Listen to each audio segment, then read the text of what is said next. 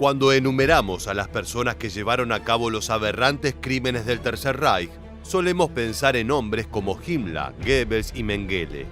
Pero también hubo mujeres que fueron instrumentales para los genocidios de la Alemania nazi, y en este nuevo video de historia militar vamos a hablar de una de las más infames, Irma Grese. En otras entregas ya repasamos su rol dentro de los campos de concentración como encargada de los pabellones de mujeres. Pero en esta oportunidad vamos a enfocarnos en su vida después de la guerra. Su cautiverio, el juicio y los testimonios que la llevaron a la horca en diciembre de 1945. Acompáñanos a conocer los últimos días de la perra de Belsen, una de las criminales más temidas del Tercer Reich. Primero es importante conocer qué lugar ocupó Irma Grese dentro de la industria de la muerte alemana. Su carrera comenzó en 1942 cuando apenas tenía 18 años. Entonces se postuló como vigilante en el campo de concentración de Ravensbrück. Tras ser aceptada y aparecerse en el hogar paterno usando el uniforme de las SS, su padre, abiertamente antinazi, la echó de la casa. Ella se vengó denunciándolo a las autoridades. Después de un tiempo en Ravensbrück, Grese ingresó en 1943 como guardia femenina en el campo de concentración de Auschwitz. Tal fue su desempeño que para finales de ese mismo año fue ascendida a supervisora, la segunda mujer de más alto rango en todo el campamento después de la infame María Mendel. Estaba a cargo de 30.000 reclusas de origen judío a las que sometió a todo tipo de torturas y martirios. Luego de una temporada en Auschwitz, Grese continuó su infame carrera en Bergen-Belsen, un campo de exterminio nazi donde se ganó un lugar entre las guardias femeninas más sádicas y violentas de todo el Tercer Reich. Tras la derrota definitiva de la Alemania nazi durante la madrugada del 14 al 15 de abril de 1945, el comandante del campo de concentración de Bergen-Belsen negoció su rendición con los británicos. A primera hora de la mañana, las tropas aliadas llegaron y se encontraron con el personal alemán del campo pulcramente uniformado y formado en hilera, encabezados por Kramer e Irma Grese, quien conservaba su mirada arrogante. Las fotos del personal nazi ocuparon las primeras páginas de todos los periódicos del mundo con el titular «Las fieras de Belsen». Irma Grese fue una de las principales criminales de guerra en el juicio de Bergen-Belsen, realizado entre septiembre y diciembre de 1945. Las supervivientes de los campos brindaron su testimonio y la acusaron de asesinatos, torturas e incluso abusos sexuales. Una de las características macabras de Grese es que siempre usaba pesadas botas de cuero, látigo y pistola, entre otros elementos, para marcar su autoridad y golpear a las reas. Irma Grese también era conocida por dejar que sus perros se lanzaran encima de las prisioneras para morderlas e incluso devorarlas.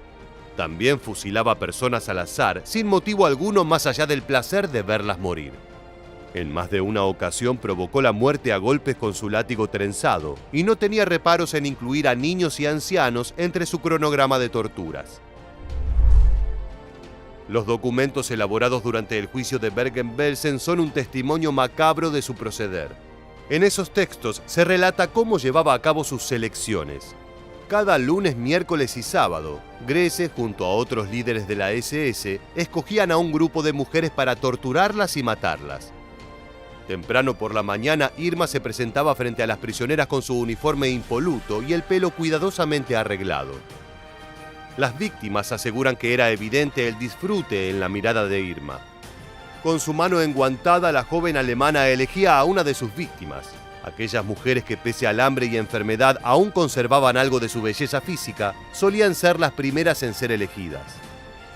Gisela Perl, una prisionera y ginecóloga húngara que hacía de médico de las reclusas judías, declaró en el juicio de Bergen-Belsen que Grese gustaba de azotar con su fusta en los senos a jóvenes bien dotadas con el objeto de que las heridas se infectaran. Cuando esto ocurría, yo tenía que ordenar la amputación del pecho, que se realizaba sin anestesia. Entonces ella se excitaba sexualmente con el sufrimiento de la mujer. Una de las sobrevivientes de Bergen-Belsen relató que en cierto día de junio de 1944, más de 300 mujeres seleccionadas fueron molidas a puntapiés y latigazos para luego ser eliminadas en la cámara de gas. No se sabe con certeza cuántas personas murieron por acción directa de Grese, pero se estima que la cifra fue de unas 30 víctimas diarias durante su estadía en Bergen-Belsen. Irma Grese renegó de todas esas acusaciones y manifestó que solo conocía el destino final de las prisioneras por boca de ellas mismas.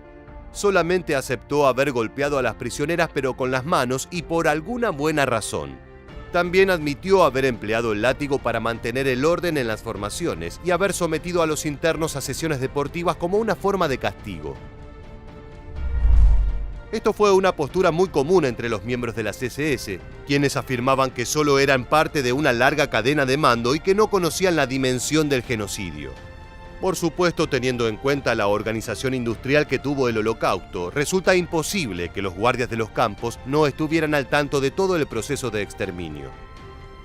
Pero pese a renegar de los crímenes, Grese jamás renegó de su ideario nazi. De hecho, cantaba himnos de las SS durante su estadía en la celda.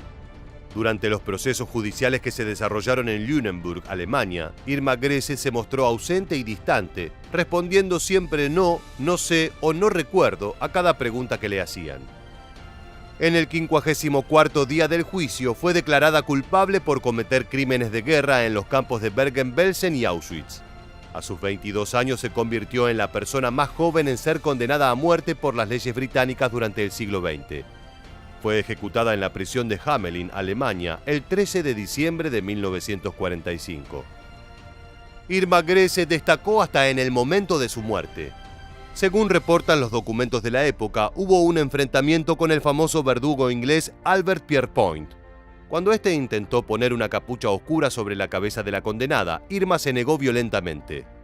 Pierrepoint la abofeteó repetidas veces hasta que logró dominarla y colocarle la prenda. El verdugo colocó apresuradamente la soga alrededor del cuello de la rea, pero no logró hacerlo de forma adecuada. Es por esto que se cree que Grese murió realmente por estrangulamiento y no por ahorcamiento.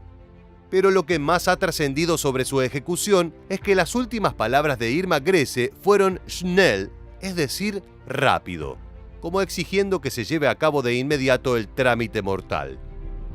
Según noticias de la época, luego de la ejecución, el cuerpo de Grese fue mutilado e incinerado para luego arrojar las cenizas a un río de desagüe.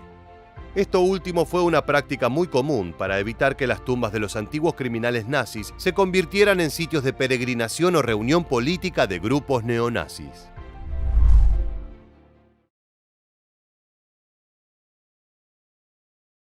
En cuestión de horas, la mujer que estás viendo en este momento intentará quitarse la vida. Su nombre es Dorothea Binz y es una de las mujeres más crueles del Tercer Reich.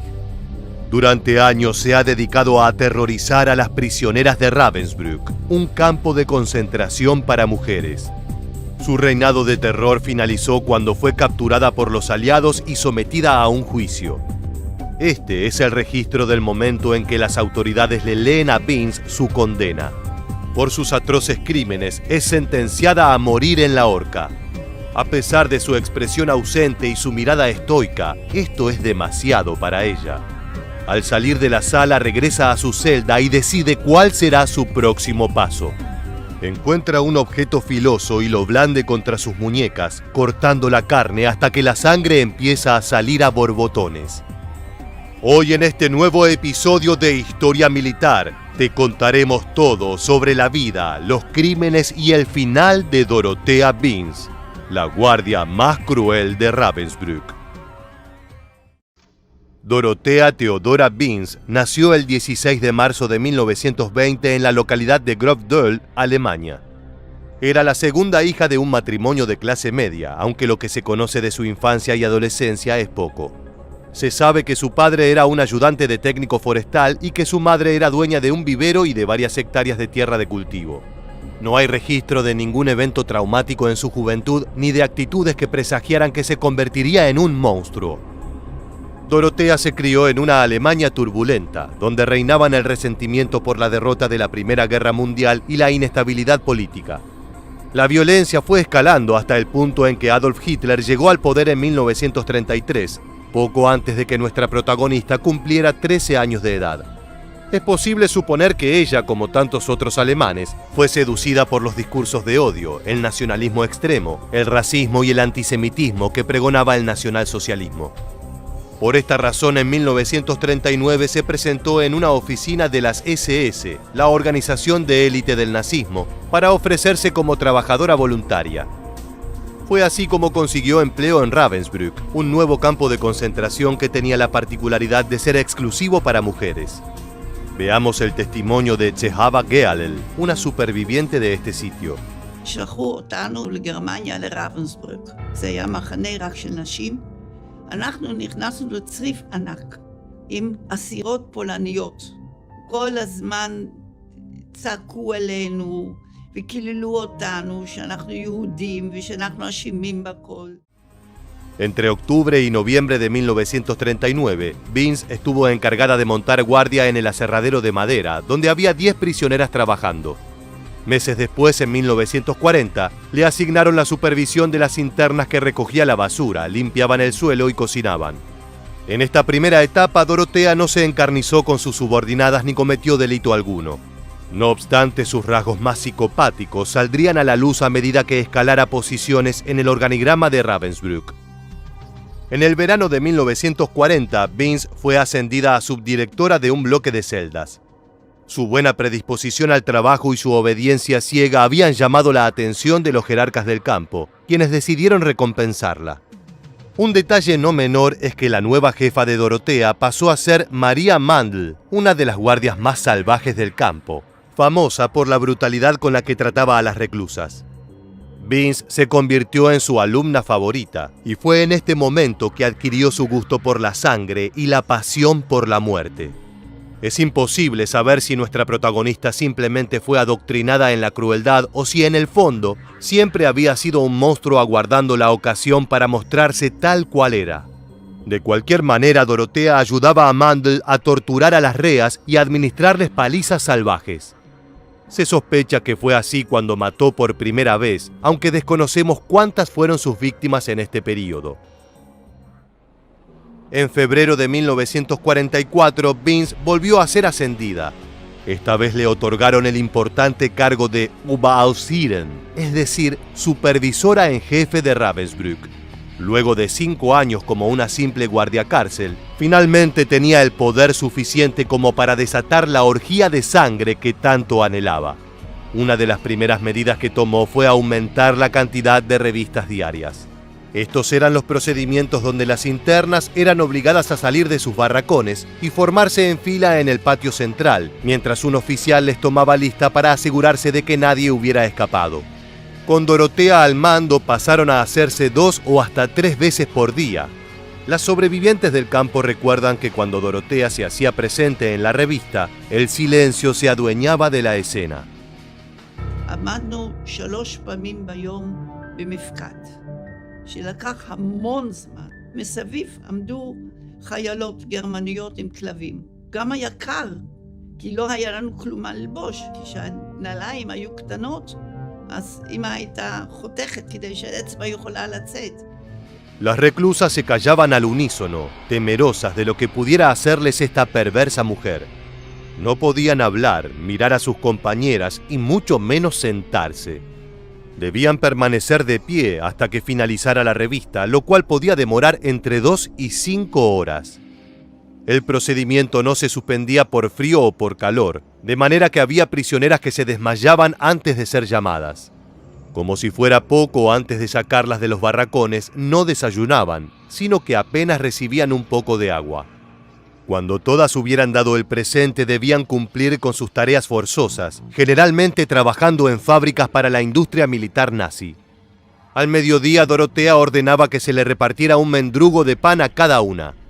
La mala alimentación y la falta de higiene eran las principales causas del surgimiento de epidemias de tifus, tuberculosis, neumonía o disentería que se cobraban la vida de miles de personas. Binz acostumbraba a recorrer el campo de concentración como la ves en esta imagen.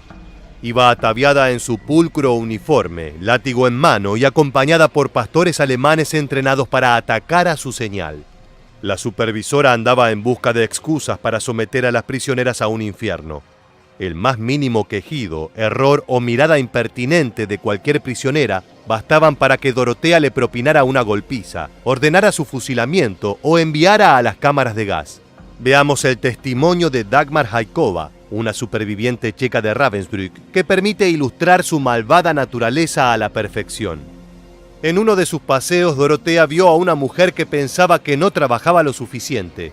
Se le acercó y la bofeteó tan fuerte que cayó de bruces al suelo. Después tomó un hacha y empezó a golpear con ella a la prisionera hasta que su cuerpo sin vida no era más que una masa ensangrentada.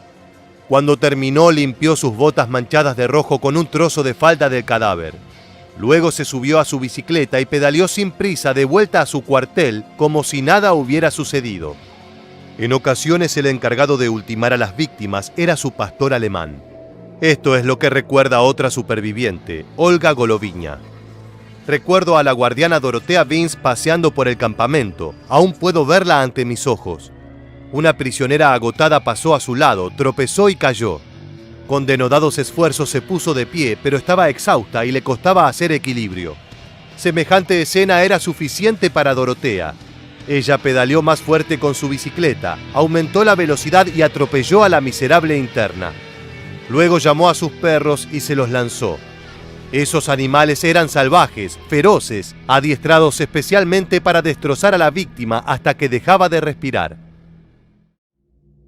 Uno de los sitios más tristemente célebres de Ravensbrück era el búnker que estás viendo en este momento. Allí eran enviadas las convictas acusadas de sabotear las líneas de producción e intentar escapar del campo. El castigo consistía en quitarles la vestimenta y la comida, abandonarlas a su suerte en medio del frío. Cada tanto un guardia las rociaba con agua congelada a presión, para acto seguido darles una paliza. Por supuesto, los latigazos estaban a la orden del día, en tandas de 25, 50 y hasta 75. A continuación escucharemos el escalofriante testimonio de Marta Volkert, una campesina germana que fue detenida por tener relaciones sexuales con un polaco, lo que constituía un crimen según las leyes raciales nazis. Dorotea Vince me leyó la orden de arresto y mi castigo, 2 tandas de 25 latigazos. Después un guardia me ordenó subirme al potro y me fijaron los pies a una abrazadera de madera. Me levantaron el vestido por encima de la cabeza para mostrar mi parte posterior. Debajo yo no tenía nada, ya que teníamos que quitarnos nuestra ropa interior antes de salir de los barracones. Luego me envolvieron la cabeza en una manta, presumiblemente para amortiguar los chillidos. Mientras me ataban, respiré hondo para que no me pudiesen atar tan fuerte. Pero se dieron cuenta, así que apretaron la correa hasta que sentí un dolor horrible. Entonces comenzaron a fustigarme. Me ordenaron que contara cada latigazo en voz alta, pero solo llegué hasta 11. Sentía como si mi carne estuviera hecha de cuero. Cuando finalmente terminó y me dejaron salir, sentí un terrible mareo. Entre las prisioneras, las guardias mujeres tenían fama de ser más crueles que los hombres. Esto mismo puede verse en el siguiente fragmento del film La vida es bella. Andiamo ragazze, su svelte, su belle, di qua. Questa è una nuova. Ha imparato subito. Quella di sopra poi che ci ha fatto uscire. Quando è arrivata sembrava buona. È la peggio di tutte. Nada parecía capaz de conmover a Dorotea y rápidamente se ganó la fama de ser la guardiana más cruel de Ravensbrück. Sin embargo, resulta sorprendente comprobar que un monstruo como ella también era capaz de sentir amor. En efecto, Vince formó pareja con Edmund Browning, un miembro de las SS y oficial adjunto de Rudolf Höss, el comandante del campo de concentración de Auschwitz. Hay quienes recuerdan a Browning como un individuo particularmente violento, cuyas tendencias sádicas eran iguales o mayores que las de su amada. De hecho, se dice que él la animaba a cometer sus crímenes y que solían pasear juntos por el campo, contemplando cómo las prisioneras eran salvajemente castigadas para luego alejarse entre risas. La relación no prosperó debido a que Browning fue trasladado hacia Buchenwald. No se sabe qué le sucedió luego, ya que al terminar la Segunda Guerra fue reportado como desaparecido. Hay un episodio particularmente extraño en la vida de Vince que muestra una faceta desconocida en aquel monstruo. En la Navidad de 1944 permitió que las mujeres adultas de Ravensbrück organizaran una fiesta para las niñas encarceladas. Se montó un escenario decorado para la ocasión y hasta se preparó un espectáculo de marionetas. Para levantar la moral de las jóvenes se les permitió comer cosas que no probaban hacía años, como salchichas y mermelada. En medio de la celebración, un coro formado por niñas entonó O Tannenbaum, uno de los villancicos más conocidos de Alemania.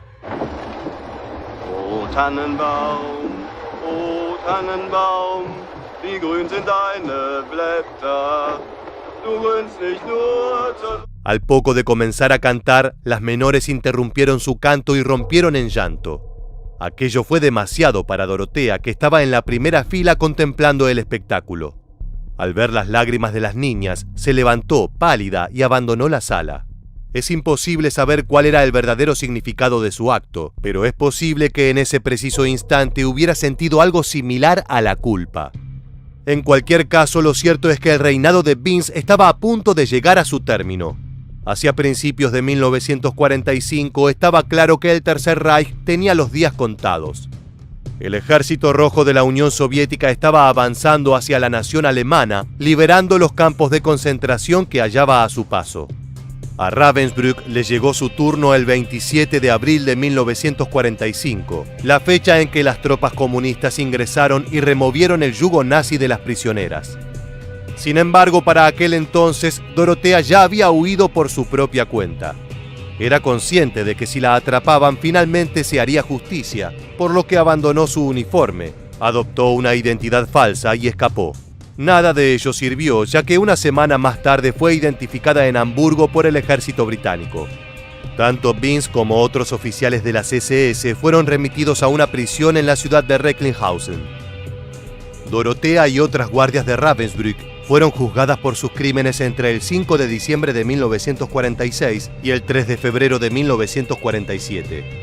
Durante este proceso, las autoridades a cargo citaron a diferentes testigos y supervivientes del campo, que contaron con lujo de detalle los horrores que habían vivido allí. En cierto momento del juicio, mientras Dorotea estaba en el estrado, un abogado le preguntó si pensaba que las internas estaban satisfechas del duro trato recibido. La respuesta de Vince fue escalofriante. Creo que prefieren eso a ser privadas de su comida o algo más. Nunca admitió haber matado a nadie, aunque sí confesó haber abofeteado y golpeado con una regla a las prisioneras más impertinentes. Por otro lado, dijo que sus raptos de violencia, si es que alguna vez los hubo, podían deberse a su interés en hacer cumplir el orden y la disciplina. Finalmente, los acusados de Ravensbrück fueron declarados culpables de crímenes de guerra, entre los cuales figuraban el maltrato, la tortura y el asesinato de prisioneras de los países aliados. Como te contábamos al inicio de este video, fueron condenados a morir en la horca. Horas después de que se leyera la sentencia, Vince intentó suicidarse cortándose las venas con un objeto filoso. No obstante, los guardias que la vigilaban se dieron cuenta de que algo andaba mal y abrieron la puerta cuando todavía estaba con vida. Inmediatamente fue atendida por un médico que le salvó la vida, frustrando así su último intento de escapar de la justicia. La ejecución se fijó para el día 2 de mayo de 1947 en la prisión de Hamelin. Aquella mañana Dorotea fue llevada hasta el cadalso, donde la esperaba el verdugo británico Albert Pierrepoint. El hombre le colocó una capucha negra sobre el rostro y le ajustó la soga en torno al cuello. Acto seguido, la trampilla sobre la que estaba parada se abrió, su cuerpo cayó con pesadez y la soga le rompió el cuello. La vida de Dorotea Vince había llegado a su escabrosa conclusión. Aunque nada podía reparar a las víctimas el daño que les causó, la ejecución fue vista como un acto de justicia que echaba algo de luz entre tanta oscuridad.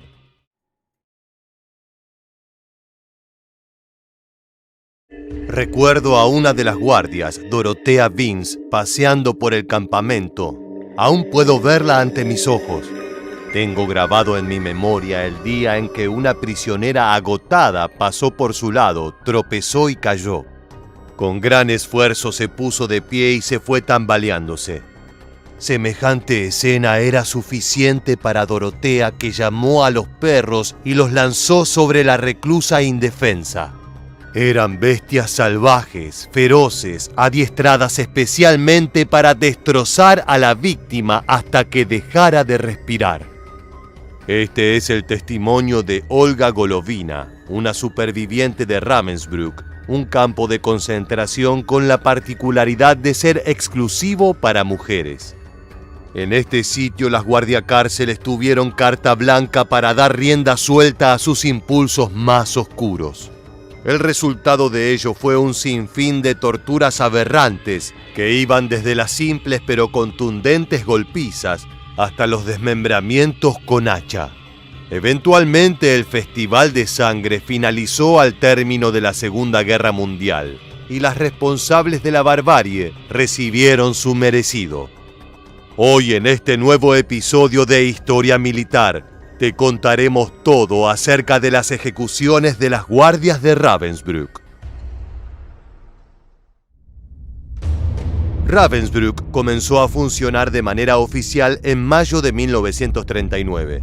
Su construcción fue ordenada por Heinrich Himmler, el líder de las SS, para tener un sitio donde albergar a la población femenina. El campo fue emplazado en el norte de Alemania, a tan solo 90 kilómetros de la ciudad de Berlín.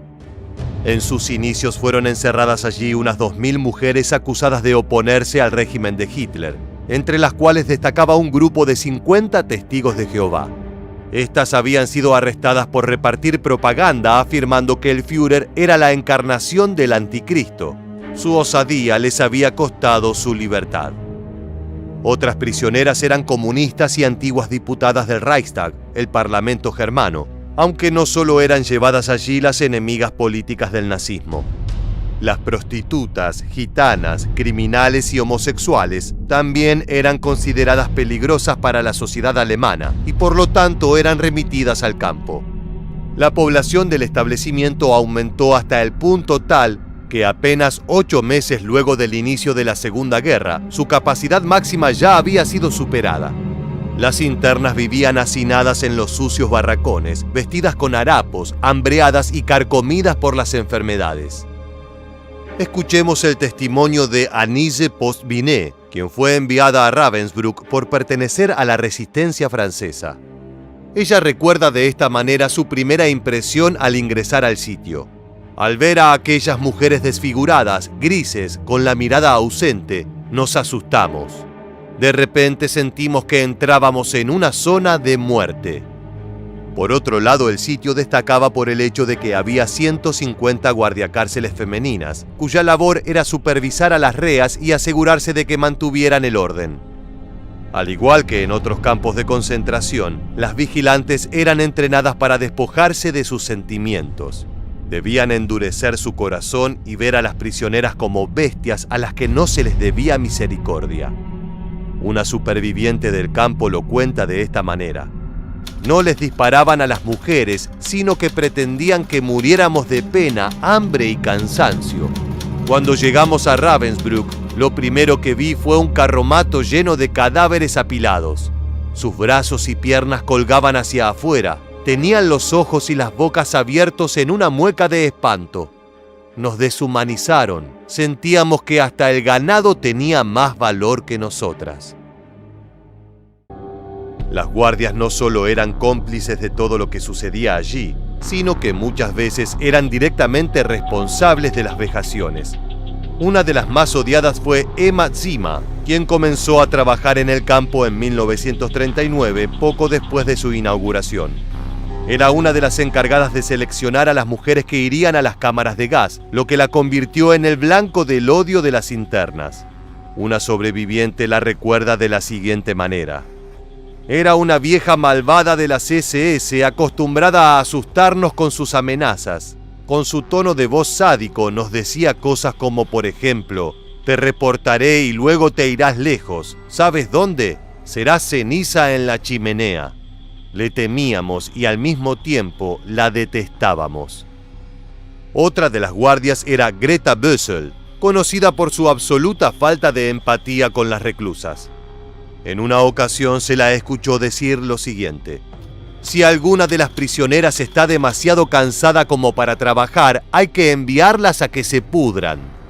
Curiosamente había estudiado para ser enfermera y ayudar a los demás, pero el destino la llevó a trabajar en un campo de concentración, donde su tarea era preparar a las mujeres para morir envenenadas con el gas letal Zyklon B.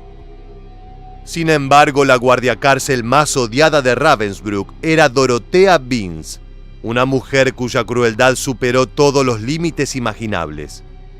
Ingresó al campo por primera vez en 1939, luego de haberse postulado para trabajar en la cocina como voluntaria. Por aquel entonces tenía 21 años y nadie sospechaba que una joven de aspecto inocente como ella se convertiría en un verdadero monstruo. A finales del verano de 1940 fue ascendida a subdirectora de un bloque de celdas, lo que significaba que las internas quedaban a su disposición. Fue en ese momento cuando liberó su lado más cruel y adquirió el gusto de golpear salvajemente a las reas hasta que estuvieran al borde de la muerte. En 1944 su inhumanidad fue recompensada con una nueva promoción, esta vez al cargo de Oberaussieren, es decir, supervisora en jefe del campo de concentración. Su poder era total, y aunque tenía otros superiores directos a los que debía obedecer, lo cierto es que se le permitía hacer lo que quisiera. Dorotea pasaba revista a las prisioneras 2 veces por día. Las mujeres debían formarse en fila en el patio durante horas sin poder moverse, sin importar que hiciera un calor agobiante, un frío penetrante, que lloviera a cántaros o que estuvieran exhaustas a causa del hambre. No podían hablar, sentarse, mirarse entre sí y mucho menos posar sus ojos sobre las guardias. El proceso duraba un par de horas hasta que se había llamado a todas las reas por nombre para que dieran el presente y demostraran que ninguna había escapado. La fotografía que estás viendo en este momento muestra a Dorotea en su uniforme de trabajo, parada junto a su gigantesco pastor alemán. El can estaba entrenado para atacar a la señal de la supervisora, algo que, como vimos al inicio del video, sucedía con frecuencia. Vince tenía poca paciencia para aquellas que rompían las reglas, sin importar cuán insignificante era la infracción. Una mujer que anduviera con la ropa mal abrochada o a la que se le cayera un mendrugo de pan al suelo por accidente podía recibir decenas de latigazos a modo de castigo. Dorotea acostumbraba a caminar con una fusta en una de sus manos, mirando de arriba abajo a las prisioneras, buscando cualquier excusa para golpearlas. A continuación escucharemos el testimonio de Dagmar Hajkova, una superviviente checa de Ravensbrück, que fue testigo de uno de los crímenes más brutales de la supervisora. Dorotea observó a una mujer que pensaba que no trabajaba lo suficiente. Se le acercó y la abofeteó hasta tirarla al suelo. Después tomó un hacha y empezó a rajar a la interna hasta que su cuerpo sin vida no era más que una masa sangrienta. Cuando terminó, Dorotea limpió sus botas brillantes con un trozo seco de la falda del cadáver. Se montó en su bicicleta y pedaleó sin prisa de vuelta a su cuartel, como si no hubiera pasado nada. Las guardias se continuaron comportando como ángeles de la muerte durante toda la guerra, aunque su reinado de terror se aproximaba a su catastrófico final. En la primavera de 1945, cuando el Tercer Reich estaba acorralado, el Ejército Rojo de la Unión Soviética emprendió un avance arrollador sobre el territorio alemán. El 30 de abril de ese año llegaron hasta Ravensbrück y liberaron a las 3.500 sobrevivientes que todavía estaban encerradas allí. En las semanas siguientes, las guardianas del campo fueron identificadas y arrestadas por los aliados. De inmediato comenzó a organizarse un juicio en su contra, por lo que se recopilaron evidencias de sus crímenes y se buscaron testigos que pudieran dar cuenta de las vejaciones. Greta Bösel y Emma Zima, de quienes hablábamos anteriormente, fueron encontradas culpables de cometer delitos de guerra relacionados con el maltrato de prisioneros. Fueron ejecutadas en la horca el 3 de mayo de 1947 y el 20 de septiembre de 1948 respectivamente. El destino de Dorotea Vince, la todopoderosa supervisora del campo de concentración, no sería tan diferente.